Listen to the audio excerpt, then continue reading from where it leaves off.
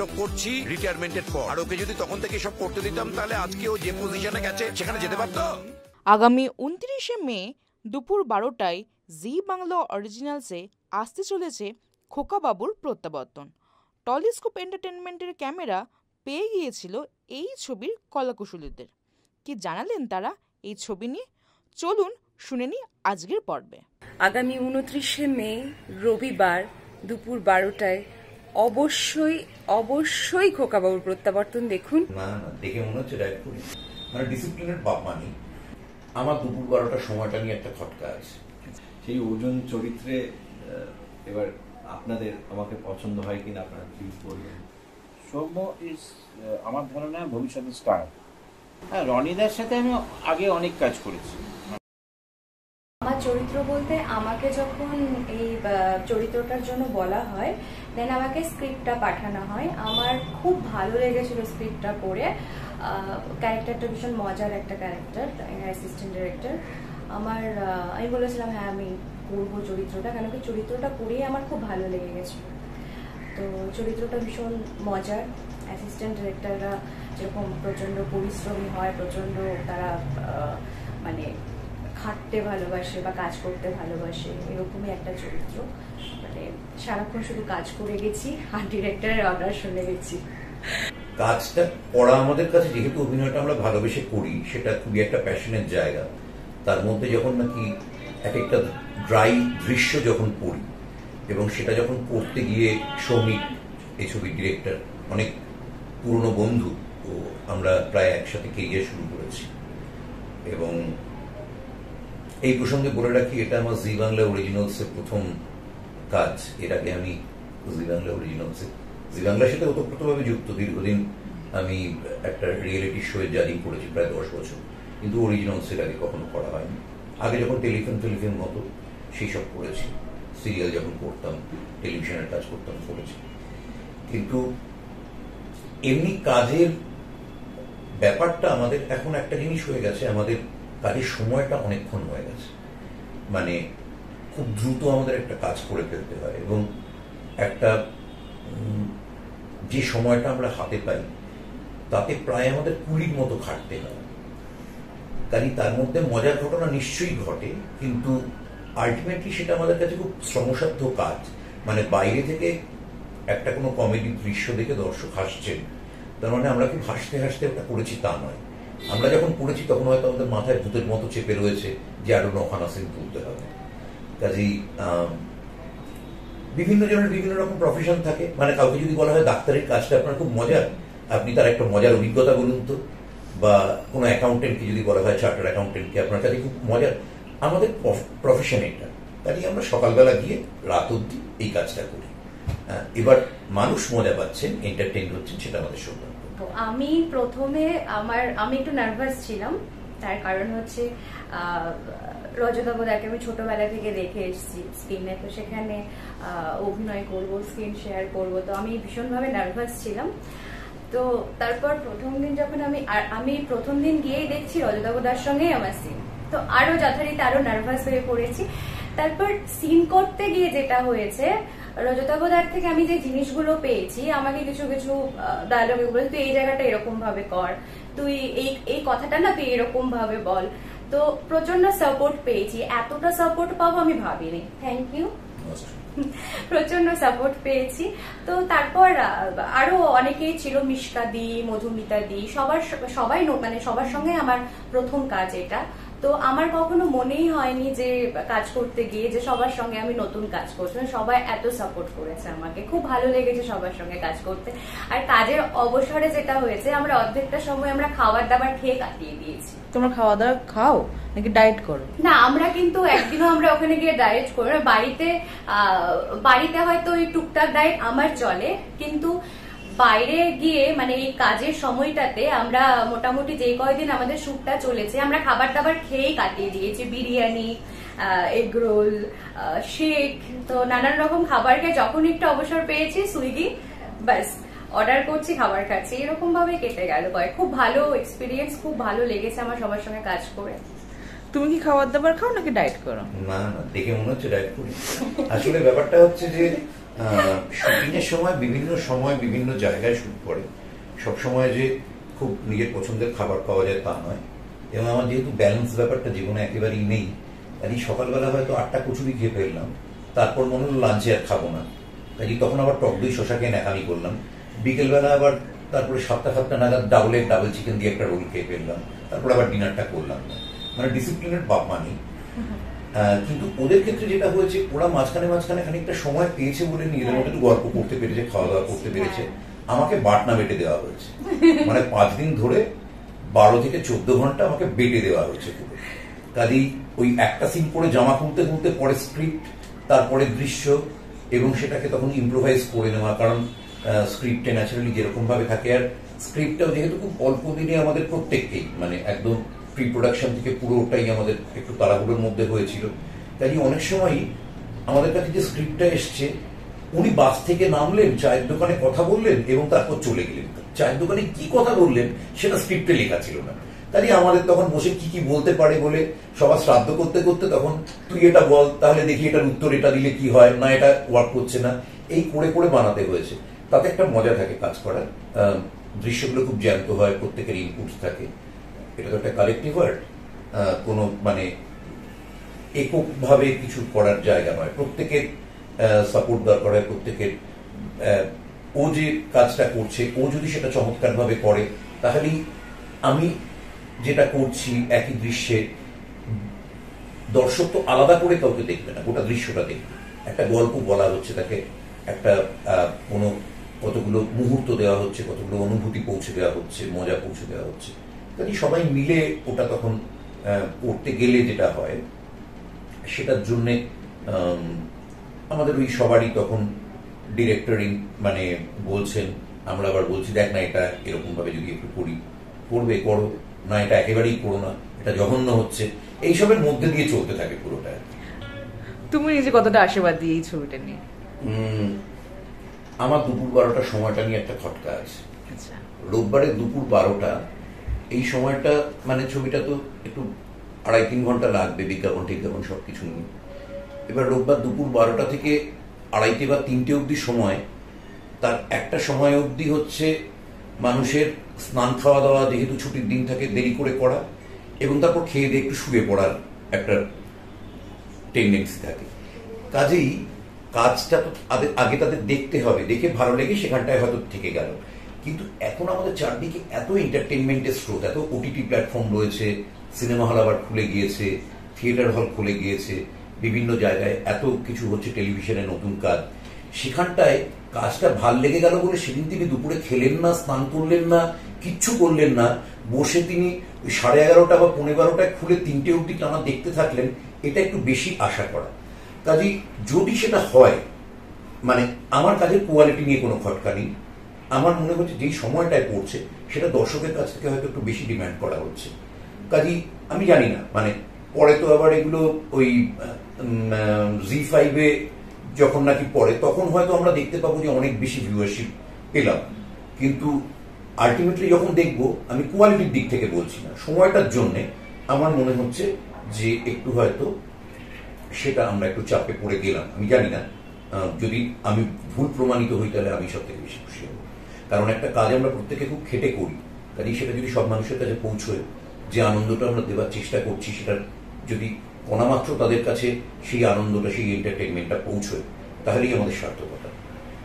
কাজেই শুধুমাত্র মানে কাজটা করে ফেলে যদি একটা ভালো কাজ, কিন্তু সেটা দেখার সময় পেলেন না তারা, এরকম যদি হয়, দুপুরগুলো এমনিতেই একটু মানে গোলমেলের টাইম। মানে এমনিতেও দেখতে পাবেন যখন কোনো সিনেমা হলে 12টা শোট মানে বলা হয় ন্যাচারাল ডেথ হয় সবসময়। টম ক্রুজের ছবি দিলেও সেই ছবি মারা যাবে। কাজে প্রাইম টাইম ধরা হয় সবসময় 5:30, 6:30 থেকে 9টা অব্দি সময়। সেই সময়টা আমরা পাইনি, সেটা নিয়ে আমার একটু ক্ষোভ রয়েছে। একটু আগে দাদা যেটা বলছিল বাংলা সিনেমা দেখতে যাওয়ার কথা, তো সবাই বাংলা সিনেমা দেখুন, বাংলা বই পড়ুন, সবাই সুস্থ থাকুন, নিজেরা ভালো থাকুন, নিজেরা ভালো থাকলেই অন্যদেরও ভালো রাখতে পারবেন।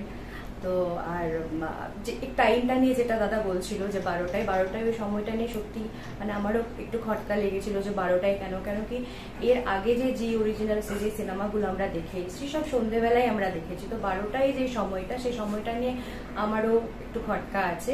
তো তাও সবাইকে রিকোয়েস্ট করব প্লিজ সবাই জি অরিজিনালসের খোকা বাবুর প্রত্যাবর্তনটা একটু সময় বের করে দেখুন, ভালো লাগবে। সবাই ভালো থাকুন। আমি এখানে অর্জুন চরিত্রটা করছি অ্যাজ ইন নারায়ণ বাবুর ছেলে পুত্র, এবং যেটুকুনি আমি এক্ষুনি বলতে পারি, মানে যে বেশি তো বলতে পারবো না কারণ আপনারা বাকিটা দেখবেন। অর্জুন বেসিক্যালি ও অভিনেতা হতে চায়, ও স্ট্রাগল করছে আমাদের এই শহরে টলিউড ইন্ডাস্ট্রিতে, খুব চেষ্টা করছে এখানে অভিনেতা হওয়ার। ও যেটাকে আমরা বলি আর কি, যে কথাটা আমরা ইউজ করি, আমি সে কথাটা বিশ্বাস একদমই করি না, কিন্তু আমি তাও বলছি যে জুনিয়র আর্টিস্ট যাদেরকে বলে আর কি, যারা ওই ভিড়ের মধ্যে দাঁড়িয়ে থাকে, তাদের এক লাইন ডায়ালগও থাকে না, তো ও সেরকমই একটি ছেলে হয়তো। কিন্তু অভিনয়টাও মানে অভিনয় নিয়ে ও খুবই সিরিয়াস। ও শুধুমাত্র ওই ফেম বা পপুলারিটির জন্য করছে তা নয়, ও অনেক কিছু মানে অনেক বাধা বিপত্তি সাইডে রেখে, অনেক অবস্টেকলস পেরিয়ে ও কিন্তু এটা পারসিউ করছে, বিকজ ও সত্যি অভিনয় ভীষণ ভীষণ ভালোবাসে। সেই অর্জুন চরিত্রে এবার আপনাদের আমাকে পছন্দ হয় কিনা আপনারা প্লিজ বলবেন। আমার প্রথম দিন শুটিং এর এক্সপিরিয়েন্স, ওটা আমি কোনোদিনও ভুলতে পারবো না। ওই টাকাটা আমার এখনো আছে, এবং এই অর্জুনের মতনই আমি শুরু করেছি, যদিও অর্জুন অনেক এগিয়ে শুরু করেছে। মানে আমি একদম গোড়া থেকে শুরু করেছি। অর্জুনের অনেক ব্যাকআপও ছিল। অর্জুনকে এখানে যেরকম আমরা ছবিতে দেখতে পাচ্ছি যে ও একটা সার্টেন লেভেল অফ পড়াশোনা ইয়ে করেছে। আমি শুধুমাত্র গ্র্যাজুয়েশন করেছিলাম, তারপরে পোস্ট গ্র্যাজুয়েশন করার মানে আমি ঢুকেও ছিলাম যাদবপুরে, পোস্ট গ্র্যাজুয়েশনে ড্রপ আউট করে দিই। So I did not have any backup. তো হ্যাঁ, মানে অর্জুনের থেকে অনেক খারাপ অবস্থায় আমি শুরু করেছি, এটা সত্যি। আমি খুব ইমোশনাল, কিন্তু আমার সাথে যিনি থাকেন, আমার ঘরের আমার রুমমেট, সে অত কিছু ইমোশনাল না। সে এমনি হয় না, কয়েকটা রুমমেট খুব কিউরিয়াস, কার সাথে দেখা করছিস, গার্লফ্রেন্ড কি বলছে, এই তাই। তো ও তাকে দিয়ে মানে সৌমিকদা তাকে দিয়ে এমন সব কথা বলেছিল যে আমি ও করে হেসে ফেলেছিলাম। আর ওদিক থেকে প্রোডাকশন ম্যানেজার বলছে দাদা সময় নেই, আর 15 মিনিট আছে, এবার কিন্তু ছেড়ে দিতে হবে, লোকেশন ছেড়ে দিতে হবে, তার মধ্যে বৃষ্টি আসছে, এইরকম ব্যাপার। তো এরকম হিলেরিয়াস জিনিসপত্র হয়েছে। পুরো এপ্রিল মাসে আমরা জানি মানে এক ফোঁটাও বৃষ্টি হয়নি। আমরা শুটিং করতে ঢুকলাম, সেকেন্ড দিনই বৃষ্টি পড়ে গেল। আর সৌমিকদার মাথায় এরকম হাত, সৌমিকদা বলছে কি করবো, এইসব হয়েছে আর কি। মানে আমি খুবই আশাবাদী, কারণ আমি মনে করি যে গল্পটা ভীষণ ভীষণ ভালো, এবং শুধুমাত্র যে একটা বাবা ছেলের গল্প যেখানে ছেলে অভিনেতা হতে চায়, বাবা সেটা চায় না, এইটা শুধু নয়। হ্যাঁ, আমি এটা আগেই বলে দিচ্ছি, যেটুকুনি মানে আপনারা দেখে ভাবছেন যে ওই টিপিক্যাল যেরকম আমাদের সবার বাবা মা হয় না, যে বলে যে না তুই ইঞ্জিনিয়ার হ, ডাক্তার হ, সিঙ্গার হবি না, ডান্সার হবি না, অ্যাক্টর হবি না, সেটা আছে, কিন্তু সেটা বাদেও আরো অনেক কিছু আছে। এবং সব থেকে ইম্পর্টেন্ট, খুব খুব খুব কমেডি আছে। মানে ইট ইজ বেসিক্যালি মানে ভেরি ভেরি মানে ইটস আ ফান স্টোরি। মানে ছেলেটার জন্য হয়তো অতটা ফান নয়, অতটা মানে আনন্দের কিছু নয়। আমরা আমাদের সবার সাথে আমরা যখন স্ট্রাগল করি, পরে যখন ওই স্ট্রাগল পিরিয়ডটার কথা ভাবি আমাদের সবারই হাসি পায়। আমিও যখন প্রথম দিন একটা সিনেমার সেটে গেছিলাম, আমি ভেবেছিলাম যে আমি ওই যে লাইনটা বলছি সেটা, বা আমি যে দাঁড়িয়ে রয়েছি সেটা একদম বড় করে ক্যামেরায় দেখা যাবে। যেদিন সিনেমাটা দেখতে গেছিলাম আমি দেখলাম আমি আউট অফ ফোকাসের পেছনে। তো পরে আমি ওটা নিয়ে হেসেও ছিলাম। তো এখানে অনেক মজার জায়গা রয়েছে, এবং স্পেশালি একটা এরকম পিজি দেখানো হয়েছে যেখানে আর কি 5-6 জন ছেলে, ওরা সবাই একসাথে থাকে। কেউ ইউপিএসসির জন্য রেডি হচ্ছে, কেউ ক্যাটের জন্য রেডি হচ্ছে, আমি অভিনয়ের জন্য রেডি হচ্ছি, কেউ কিছুর জন্যই রেডি হচ্ছে না। ওই একটা আমার রুমমেট আছে, ও শুধু বসে বিয়ার খায় আর কিচ্ছু করে না, বিয়ার খায় আর ঘুমায়। সো অনেক মজার জায়গা আছে, এবং গল্পে অনেক রকমের টুইস্ট আছে, সেটা আপনারা দেখলে বুঝতে পারবেন। আমি শুধু এটুকুই বলবো, আমরা খুব খেটে, এটা সবাই বলে যে তারা খুব খেটে বানিয়েছে, আমরাও খুব খেটেই বানিয়েছি ছবিটা। খোকা বাবুর প্রত্যাবর্তন আসছে এই 29শে মে। আপনারা প্লিজ দেখবেন। আপনাদের বললাম যে এটা এই গল্পটা আপনাদের শুধুমাত্র ভালোই লাগবে না, আমার মনে হয় যে আপনারা রিলেট করতে পারবেন। এরপরে দেখুন ছবিটা কিরকম হয়েছে, ভালো হয়েছে খারাপ হয়েছে, আপনারা প্লিজ আমাদের জানাবেন। আর আমি এটুকুই বলতে পারি যে যারা মানে তোদের মধ্যে যারা রয়েছে, আমি তুই করেই বলছি, যে তোদের মধ্যে অনেকেই আছে যাদেরকে তোদের হয়তো বাবা মা কোনো একটা সময় বলেছিল যে বাবা সিঙ্গার হোস না, ডান্সার হোস না, জার্নালিস্ট হোস না, ইঞ্জিনিয়ারিং কর, ডাক্তারি কর। তোরা ভীষণভাবে রিলেট করতে পারবি এই গল্পটার সাথে, এবং আমার মনে হয় যে শুধু বসে বসে কাঁদবি না, ফাটিয়ে হাসবি। আর যে বাবা মারা আপনারা যারা এরকম বলে এসেছেন এতদিন ধরে যে ইঞ্জিনিয়ার হও, লয়ার হও, ডাক্তার হও, আপনারাও এনজয় করবেন এবং আপনাদেরও খারাপ চোখে দেখানো হবে না। বিশ্বাস করুন, আপনারা এনজয় করবেন গল্পটা। খোকাবাবুর প্রত্যাবর্তনে আমি একজন চিত্র পরিচালকের ভূমিকায় অভিনয় করছি। এই সিনেমাটির মধ্যে আর একটা সিনেমা তৈরি হচ্ছে, সেই সিনেমার নির্দেশকের ভূমিকায় আমাকে দেখা যাবে। এই ছবির বিশেষ মুহূর্ত যা কখনো ভোলার নয়, সেটা হচ্ছে যে এই ছবিতে প্রথমবার রজতাবদার সাথে স্ক্রিন শেয়ার করা, লিজার মতো বন্ধু পাওয়া, মধুমিতাদির মতো আমার পুরনো থিয়েটারের কলিগের সাথে আর একবার অভিনয় করার সুযোগ পাওয়া, এই সবগুলোই খুব বিশেষ মুহূর্ত আমার কাছে। তো এগুলোই যেগুলো কখনো ভোলা যাবে না। দর্শকদের উদ্দেশ্যে আমার এটাই বলার যে খুব ভালোবেসে, খুব যত্ন করে আমরা এই ছবিটি বানিয়েছি। আগামী 29শে মে রবিবার দুপুর 12টায় অবশ্যই খোকাবাবুর প্রত্যাবর্তন দেখুন, এবং আপনাদের কেমন লাগলো সে বিষয়ে আপনাদের মতামত আমাদের জানান। আমরা অধীর আগ্রহে অপেক্ষা করব এইটা জানার জন্য যে আপনাদের এই ছবিটি কেমন লাগলো। বাবা ছেলের সম্পর্ক নিয়ে একটা মজার ছবি, এবং ফিল্ম উইদিন এ ফিল্ম, মানে ফিল্ম শুটিংয়ের গল্প, শুটিংয়ের মধ্যে একটা গল্প হচ্ছে, সেটাও সিনেমা নিয়ে গল্প। তো ছেলে চরিত্র কিন্তু সৌম্য স্ট্রাগলার, মানে দীর্ঘদিন ধরে চেষ্টা করে যাচ্ছে কোনো পার্ট পাওয়ার। ছোটোবেলা থেকে ওর বাবাকে অভিনয় করতে দেয়নি, কেন বাবা জানতো যে এই নাটক বা সিনেমার লাইনে গিয়ে খুব রিস্ক। তো ছেলেকে কোনোদিন অ্যালাউ করেনি অভিনয় করতে, বাবাকে ছিল রজতাবদত্ত। কিন্তু বাবা, গল্পের মজাটা হচ্ছে যে বাবা হঠাৎ করে সিনেমায় চান্স পেয়ে যাবে রিটায়ারমেন্টের পর, কিন্তু ছেলে যে স্ট্রাগল করে সেটা বাবাকে জানায়নি। ফলে ছেলে বাবাকে বুঝিয়েছে যে একটা বড় কোম্পানি চাকরি করে, একটা বড় ফ্ল্যাট আছে ওর, এখন বাবা শুটিং করার জন্য কলকাতায় আসতে হয় এবং ওর ফ্ল্যাটে থাকতে হবে, সেই নিয়ে খুব মজা শুরু হয়, এবং এটা একটা ইমোশনাল দিকে টার্ন করে। এবং তারপর কী হয়, কীভাবে প্রত্যাবর্তন হয় আমাদের খোকাবাবু, সেই নিয়ে গল্প হয়। হ্যাঁ, রনিদার সাথে আমি আগে অনেক কাজ করেছি, মানে ইনফ্যাক্ট রনিদা যখন খুব ছোট, মানে কম বয়সে অভিনেতা হয়েছে, তখন আমি সিরিয়াল প্রডিউস করেছিলাম, অঞ্জন দত্ত ডিরেক্টর ছিল, স্বপ্ন নিয়ে। সেখানে রনিদাকে প্রথম দেখেছি, রনিদা তখন নতুন। তো তারপর রনিদার সাথে অনেক কাজ করেছি। অভিজ্ঞতা হলো সৌম্যর সাথে কাজ করে। সৌম্য ইজ আমার ধারণা ভবিষ্যতের স্টার, কেননা ও এক্সেপশনালি ভালো অভিনেতা, মানে ওর রেসপন্স, ওর রিফ্লেক্স খুবই ভালো।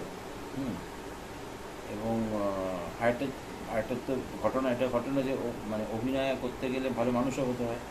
তো রনিদা যেরকম মানুষ, সৌম্য খুব ভালো একজন মানুষ। এবং ওইটা মজা লাগছিল যে রনিদার পুরোনো জেনারেশনের, সৌম্য আজকালকার নতুন জেনারেশনে, কিন্তু তারা দুটো জেনারেশনকে নিয়ে কাজ করলে খুব মজা হয়েছে আর কি।